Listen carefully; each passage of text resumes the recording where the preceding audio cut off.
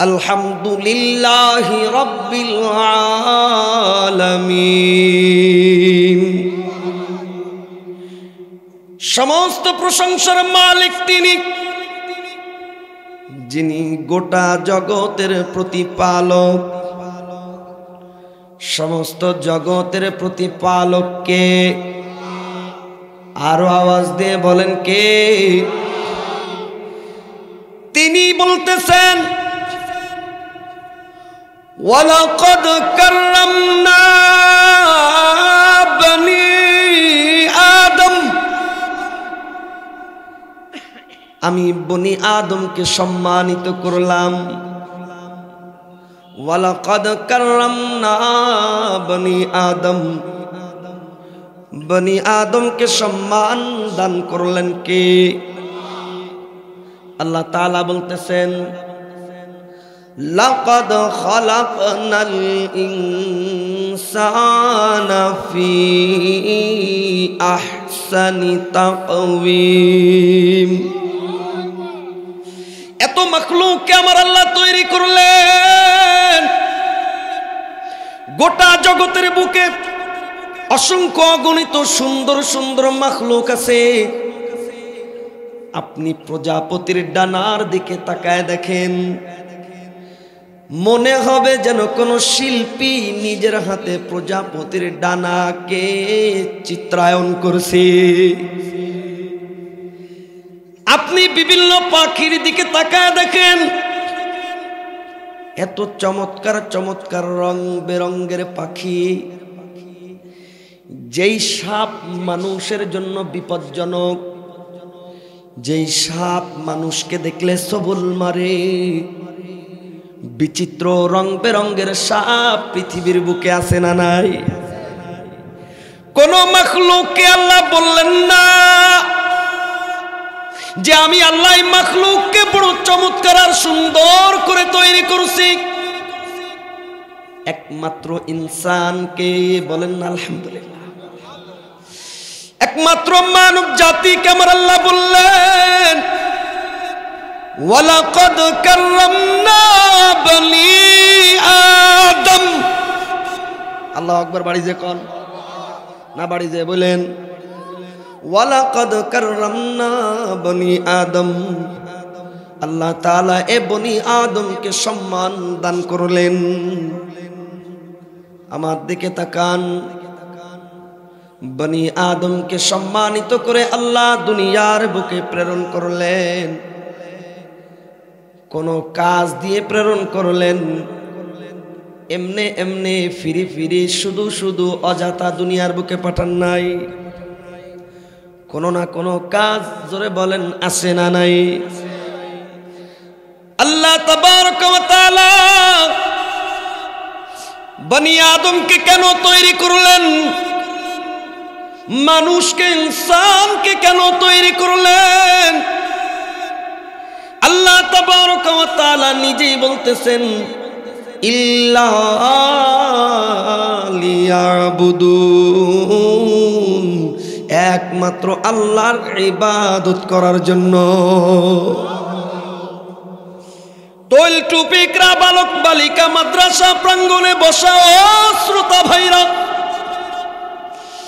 আল্লাহ তাবারক ওয়া তাআলার পক্ষ থেকে আপনাদের উপরে রহমত নাজিল হয়েছে। এজন্য এত চমৎকার মাহফিলের ব্যবস্থা। কেউ উঠাউঠি করবেন না, নড়াচড়া করবেন না। আজকে আলোচনা হবে আল্লাহর জন্য, শুনবো আল্লাহর জন্য, যেন আমারও ফায়দা হয়, আপনাদেরও ফায়দা হয়। শেষ পর্যন্ত থাকতে রাজি আছি কারা কারা? নারায়ে তাকবীর। আল্লাহ তাবারক ওয়া তাআলা বলতেছেন,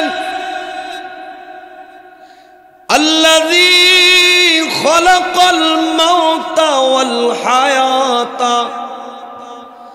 লিয়াবলুয়াকুম আইয়ুকুম আহসানু আমালা। আমি আল্লাহ তাবারক ওয়া তাআলা মৌতকে তৈরি করলাম, হায়াতকে তৈরি করলাম, মৌতকে তৈরি করলাম, হায়াতকে তৈরি করলাম কেন? লিয়াবলুয়াকুম আইয়ুকুম আহসানু আমালা, আমি তোমাদেরকে পরীক্ষা করার জন্য কে তোমাদের মধ্য থেকে ভালো ভালো ভালো আমল করে। থানার নাম কি আপনাদের? হরিণাকুণ্ড থানা। হরিণাকুণ্ড থানার বাসিন্দারা গভীর মনোযোগ,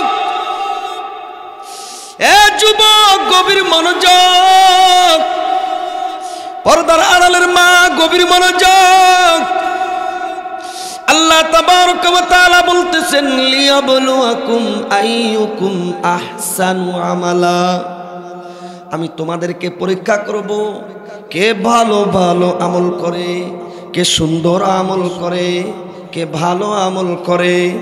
বোঝা গেল দুনিয়ার বুকে আল্লাহ তাবারক ওয়া তাআলা আমাদেরকে পাঠালেন একমাত্র ভালো ভালো আমল করার জন্য।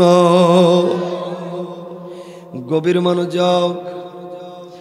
অন্য আয়াতে কারিমার মধ্যে আমার আল্লাহ তাবারক ওয়া তাআলা জানায় দেয়, ইয়া আইয়ুহাল্লাযীনা আমানুত্তাকুল্লাহ হাক্কা তুকাতিহি ওয়ালা তামুতুন্না ইল্লা ওয়া আনতুম মুসলিমুন।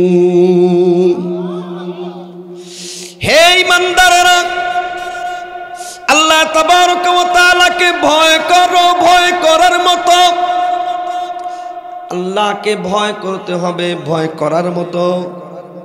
এখন আল্লাহ আবার সতর্ক করে দিয়ে বলতেছেন ওয়ালা তামুতুন্না ইল্লা ওয়া আনতুম মুসলিমুন, খবরদার মুসলমান না হয়ে মৃত্যুবরণ করবে না।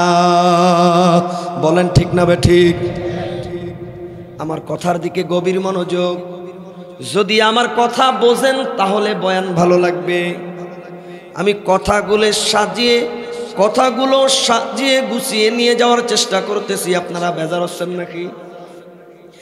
তাহলে একদিকে আল্লাহ তাআলা বললেন আমি মৌতকে তৈরি করলাম, হায়াতকে তৈরি করলাম একমাত্র ভালো আমল করার জন্য, আমি আল্লাহর ইবাদত করার জন্য। আর একদিকে আল্লাহ সতর্ক করে দিয়ে বলতেছেন খবরদার মুসলমান না হয়ে মৃত্যুবরণ করবে না। দুনিয়াতে যেতে হবে ওই কবরের মধ্যে, দুনিয়া থেকে যেতে হবে ওই কবরের মধ্যে। পৃথিবীর কোনো ডিগ্রি কাজে লাগবে না, একমাত্র মুসলমানিত্বের ডিগ্রি কাজে লাগবে। এদিকে তাকান, মরার আগে মুসলমান হয়ে মরার কথা আমার আল্লাহ কেন বললেন? কারণ আমার আল্লাহ জানে মুসলমান হইলেই শুধু হবে না, অনেকেই আছে মুসলমান হওয়ার পরেও এমন গুনাহের কাজ করে, আবল তাবল বকে, অনেকেই মরার আগেও কাফের হয়ে যাওয়ার সম্ভাবনা থাকে। হয় কি হয় না?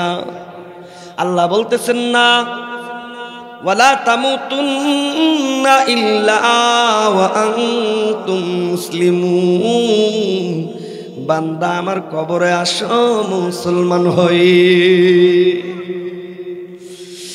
এ হরিণাকুণ্ড বাসিন্দারা,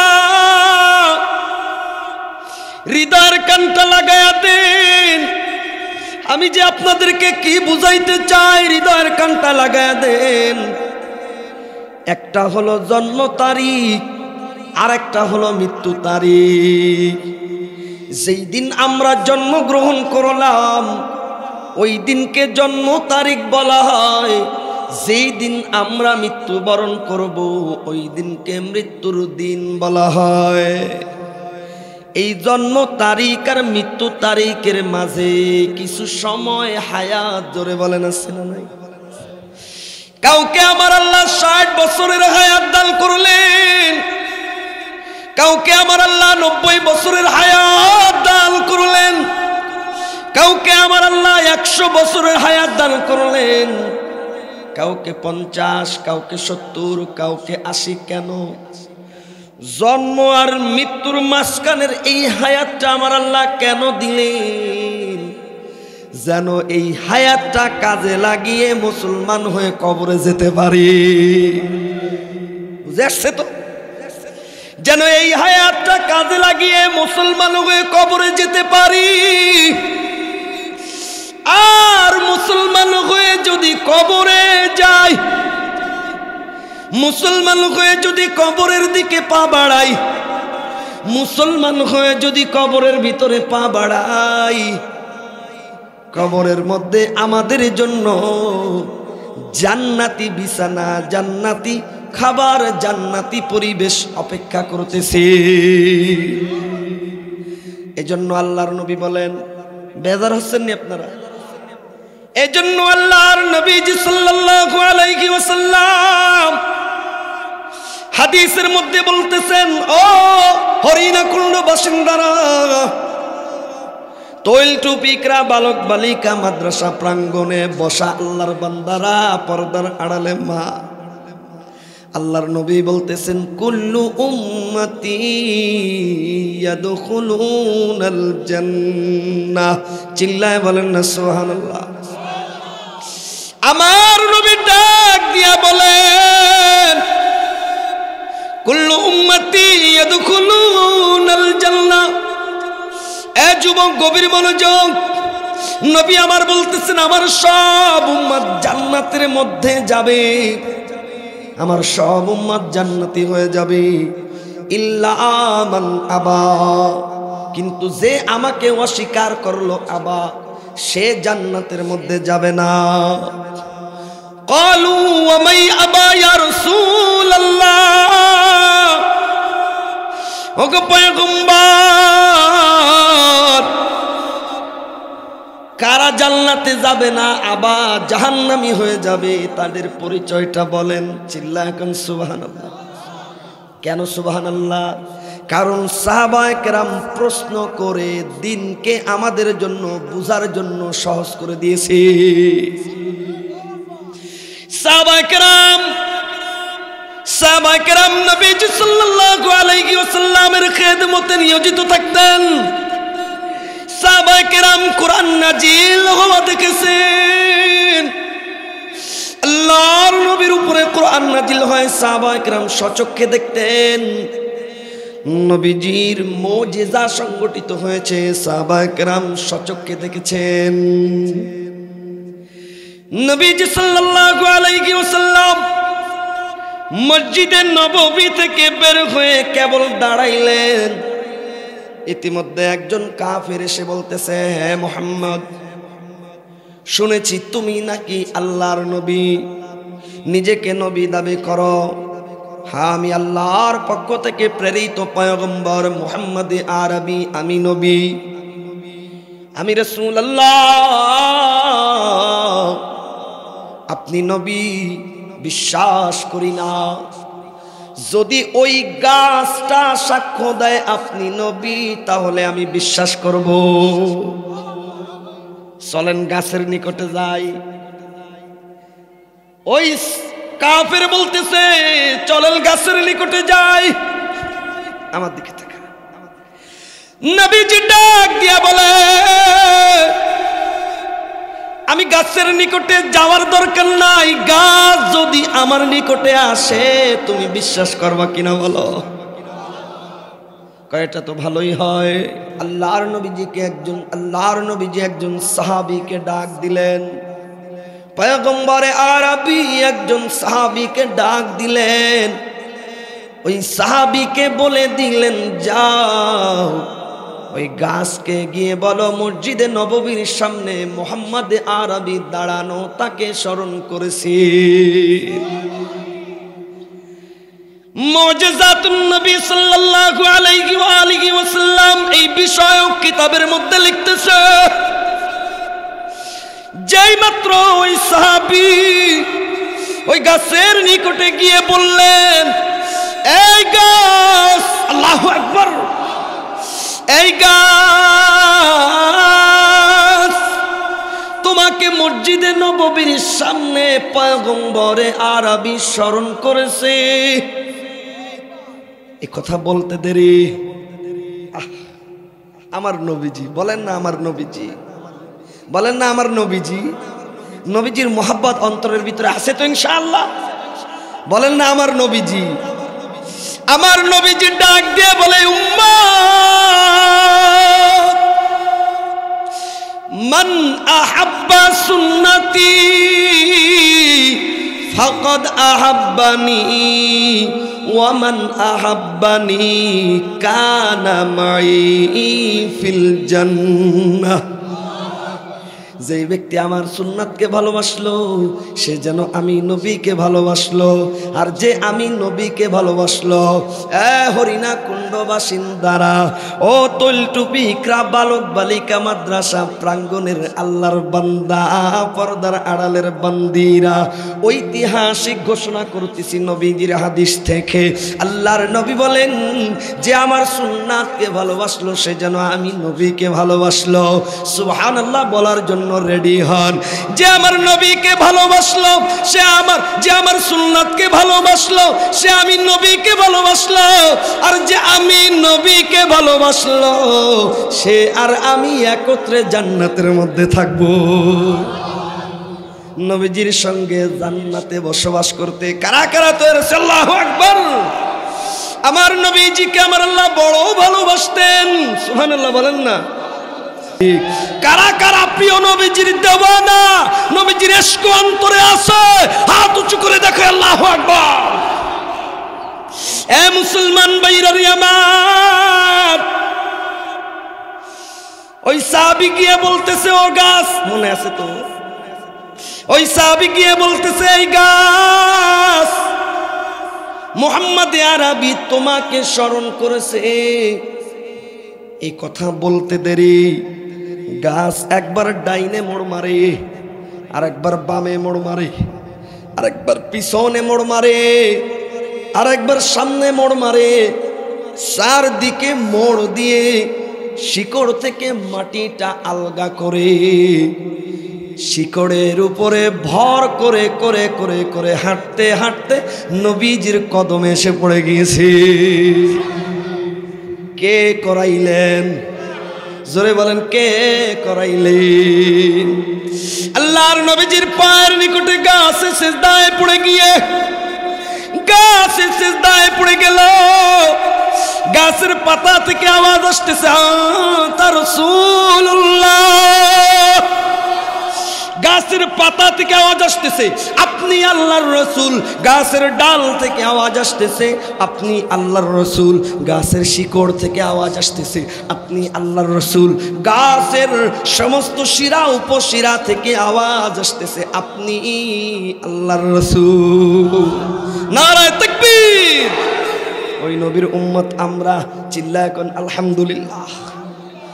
এ দোস্ত আবাব, কেমন নবীর উম্মত? ওই নবীর শাফায়াত যদি পাই তাহলে জান্নাতি। নবীজির শাফায়াত পাওয়ার দরকার আছে না ভাই?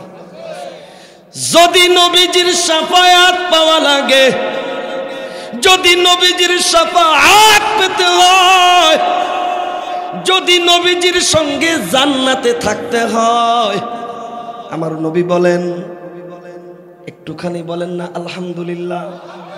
আপনারা কি আমার পরে রাগ হচ্ছেন? রাগ হচ্ছেন নাকি? আমি তো কোনো ঘটনা, কোনো লম্বা চওড়া ঘটনাও বললাম না, শুধু কোরআন আর হাদিস বলতেছি। এরপরেও কোরআন আর সুন্নাহ মধুর লাগে কি লাগে না? কই আমি তো দেখছি না একটা লোক ওঠাউঠি করতেছে, সবাই তো জমে বসে গিয়েছে। বলেন না আলহামদুলিল্লাহ। আল্লাহর নবীজি বলতেছেন, আমার সাথে কি জান্নাতে থাকতে চাও? এই উম্মত, কুল্লু উম্মতি ইয়াদখুলুনাল জান্নাতা ইল্লা মান আবা। আমার সব উম্মত জান্নাতি। এ ভাই, আপনি আমি জান্নাতে আমার নবী বলছে, আপনি আমি জান্নাতে আমার নবী বলছে। তৈল টুপিকরা, বালক বালিকা, মাদ্রাসা প্রাঙ্গণের মাহফিলের শ্রোতারা, আপনি আমি জান্নাতি আল্লাহর নবী বলছে। কিন্তু শর্ত হলো আমার নবীজির আদর্শ মতো চলা লাগবে। ওই যে আমি শুরুতে বলেছিলাম, আল্লাহ আমাদেরকে জন্ম তারিখও দিলেন, মৃত্যু তারিখও দিলেন। এই জন্ম আর মৃত্যু তারিখের মাঝের যে সময়টা, ওই সময়টা ভালো আমলের মধ্যে খরচ করতে হবে। আমার আল্লাহ বলতেছেন, লিয়াবলুয়াকুম আইয়ুকুম আহসানু আমালা। আমি এই হায়াত দিয়েছি পরীক্ষা করার জন্য, কে তোমাদের মধ্য থেকে ভালো আমল করে। আর আমলটা ভালো হবে তখন, আমলটা ভালো হবে তখন যখন আল্লাহর হুকুম আর নবীর তরিকা মতো হবে। আল্লাহর হুকুম নবীর তরিকা মতো চললে মুসলমান হয়ে কবরে যেতে পারবো, ঠিক না বেঠি? এই জন্যই তো আল্লাহ সতর্ক করে দিয়া বলে, বান্দা তোমরা যখন দুনিয়াতে যাবে তখন ইবলিস শয়তান এবং তার চেলা চামুন্ডারা আমি আল্লাহর ইবাদত থেকে, নবী মুহাম্মদুর রাসূলুল্লাহর তরিকা থেকে ইবলিস শয়তান তোমাদের ষড়যন্ত্র করে হটানোর চেষ্টা করবে। খবরদার না, ওয়ালা তামুতুন্না ইল্লা ওয়া আনতুম মুসলিমুন। না, ইবলিসকে পরাজিত করে শয়তানের কথা না শুনে আমলের সাথে জিন্দেগি নিজেদের জিন্দেগি সাজিয়ে এরপরে মুসলমান হয়ে তারপর কবরে আসো।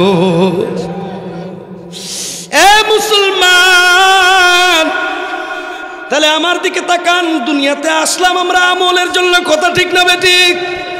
কিন্তু আমরা তো শুধু আমল করি না, সাথে সাথে আকামও করি।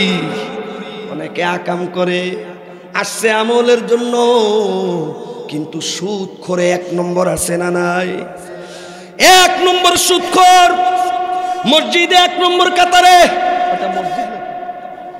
মসজিদে এক নম্বর কাতারে জায়নামাজের পার্টি, টাকা পয়সার অভাব নাই। লম্বা জায়নামাজের পার্টি, দামি জায়নামাজের পার্টি। একটা জায়নামাজের পার্টি দুইজনে বসা যায়, দাঁড়ানো যায়। ওই রকম একটা জায়নামাজের পার্টি দাঁড় করাইছে, এমন কায়দায় দাঁড়াইছে জায়নামাজের পার্টিতে কেউ যেন না ওঠে। হয় না এরকম? আপনাদের এখানে হয় না, অনেক জায়গায় হয়। কেউ যেন না ওঠে। সাসাজানের ব্যাকগ্রাউন্ডটা চেক করে দেখা গেল জাগা জমি যা আছে বোনদেরকে দেয় নাই, মেরে নিয়েছে। মানুষের হক নষ্ট করছে, সুদ খায়, ঘুষ খায়। এইরকম পীর সাহেব আল্লাহওয়ালা মুসল্লি আছে না নাই? কথা বলে। মানুষের হক নষ্ট করে, জমিনের আইল চলে, বোনের সম্পত্তি ফাঁকি দিয়ে লিখে নিয়েছে। আব্বা মারা যাওয়ার পর যে শরীকি সম্পত্তি, বোন তো জমি পাবে, কিন্তু অনেকে আছে বোনকে জমি দেয় নাই, ঠগাইছে। চিল্লা এখন আছে না নাই? যারা বোনদেরকে জমি দেয় নাই, ঠকাইছি, আমার নবীজির হাদিস বলতেছি। আমার নবীজি বলেন, লা ঈমানা লিমান লা আমানাতা লাহু। যার আমানতের ঠিক নাই, তার ঈমানের ঠিক না। আপনারা বেজার হচ্ছেন নাকি আমার কথায়? আমার নবীর হাদিস বলতেছি, লা ঈমানা লিমান লা আমানাতা লাহু। যার আমানতের ঠিক নাই, তার ঈমানের ঠিক নাই। হাজী সাহেব, তুমি হজ করতে গেলা, ব্যাকগ্রাউন্ড চেক করে দেখা গেল সব সম্পত্তি ছেলেদের নামে লিখে দিছো, মেয়েদেরকে কিচ্ছু দাও নাই। বোনের জমিন মেরে নিয়েছো, সুদ খাও, ঘুষ খাও, এলাকার জমিন আত্মসাৎ করো, গরিবের উপরে জুলুম করো, মিথ্যা মামলা দিয়ে মানুষকে হয়রানি করো। যেরকম এইরকম আছে না নাই?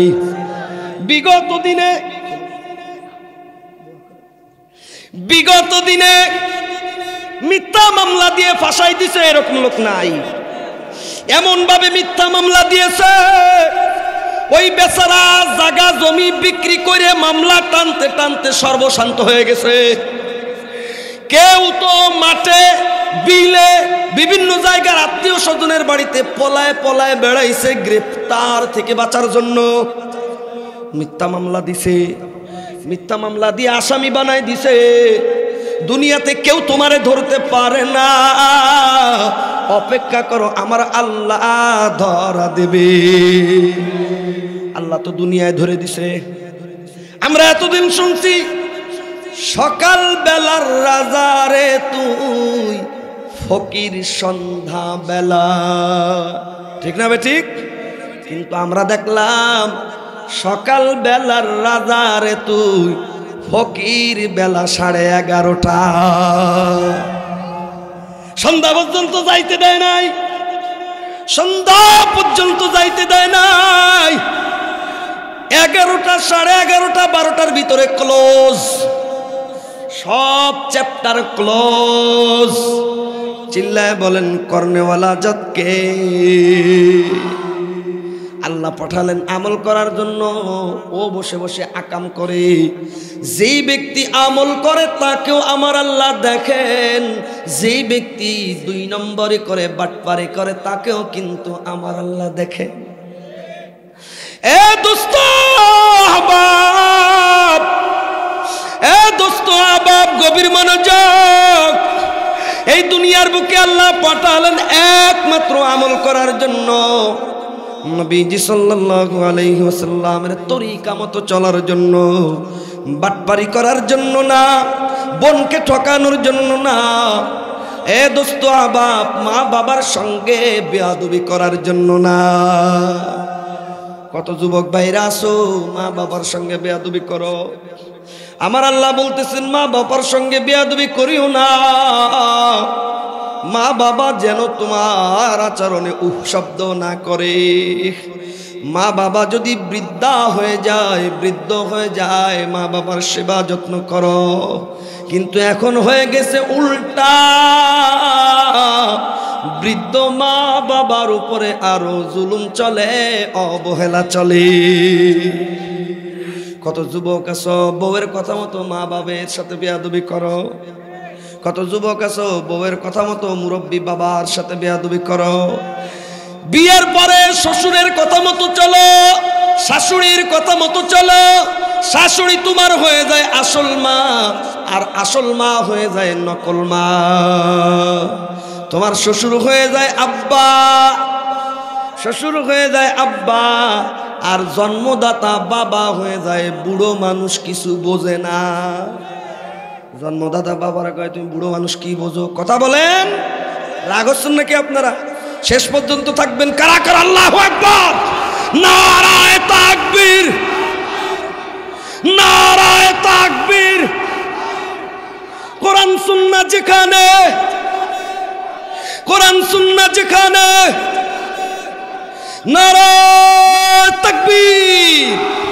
একটু মোহাব্বতের সঙ্গে লা ইলাহা ইল্লাল্লাহ, লা ইলাহা ইল্লাল্লাহ, লা ইলাহা ইল্লাল্লাহ, লা ইলাহা, জোরে জোরে জোরে, লা ইলাহা ইল্লাল্লাহ, লা ইলাহা,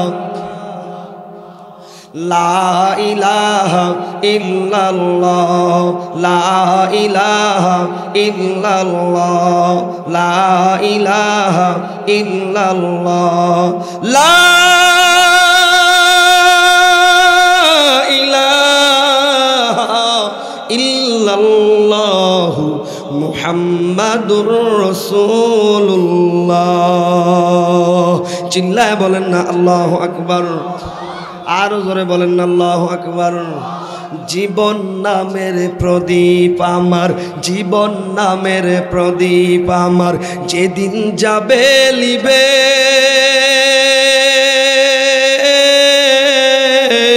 বন্ধু বান্ধব আপন যারা সবাই ফেলে যাবে। জীবন নামের প্রদীপ আমার, জীবন নামের প্রদীপ আমার যেদিন যাবে লিবে, বন্ধু বান্ধব আপন জনে সবাই ফেলে যাবে। দুই নয়নের কপাটে যেদিন, দুই নয়নের কপাটে যেদিন লাগবে চিরতরে, আপন জনে মিলে মিশে দিবে বিদায় করি, আপন জনে মিলে মিশে দিবে বিদায় করে। শূন্য খাঁচা রবে পড়ে পাখি যাবে উড়ে, শূন্য খাঁচা রবে পড়ে পাখি যাবে উড়ে, শূন্য খাঁচা রবে পড়ে পাখি যাবে উড়ে। গোসল দিবে আমায় সবে গরম পানি করে, গোসল দিবে আমায় সবে গরম পানি করে।